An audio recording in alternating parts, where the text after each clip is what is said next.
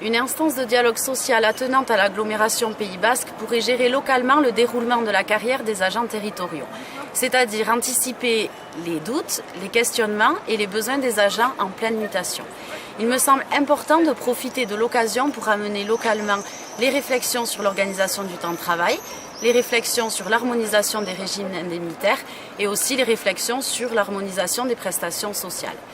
L'objectif, c'est de tirer vers le haut les droits des agents territoriaux. La priorité est de prendre à bras le corps les avantages des agents territoriaux. Une instance de dialogue social dans notre territoire serait un vrai service de proximité. 2017 annonce la création d'un EPCI Pays Basque. Pour nous, agents, la compétence sociale doit faire partie des compétences à récupérer au niveau du territoire.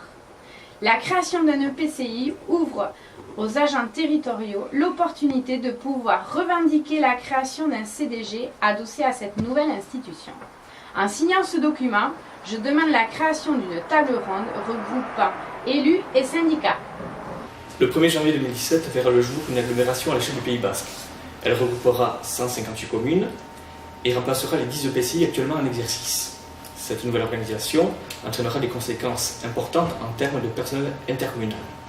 Elle impliquera la constitution d'un comité technique et d'un CHSCT au niveau du Pays Basque et rendra également possible la constitution d'une CAP.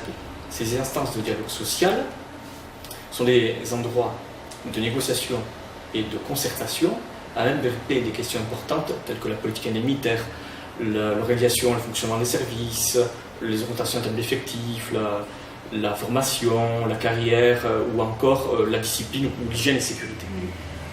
Pour autant, il est à constater une incohérence majeure. Il existera donc un EPCI unique qui garantira la maîtrise de notre destin, du destin de notre territoire, par le biais d'une gouvernance unifiée, de compétences renforcées et d'une fiscalité propre. Ces compétences rythmeront notre vie quotidienne, tant dans les domaines du développement économique, de l'habitat, de la collecte des déchets ou encore de la politique culturelle et linguistique. Or, aucun acteur politique ou syndical ne pose ces questions fondamentales. Comment est-il possible de considérer d'un côté cette EPCI comme outil réglant les affaires du Pays Basque et d'un autre côté continuer à confier les questions de personnel intercommunal à un centre de gestion couvrant l'ensemble des Pyrénées-Atlantiques. En effet, dans les communes de plus petite taille, qui ne peuvent pas constituer le comité technique ou le CHSCT, ces dernières sont obligatoirement affiliées à ce centre de gestion géré à Pau. De même pour les communes un peu plus importantes qui ne peuvent pas constituer le CAP.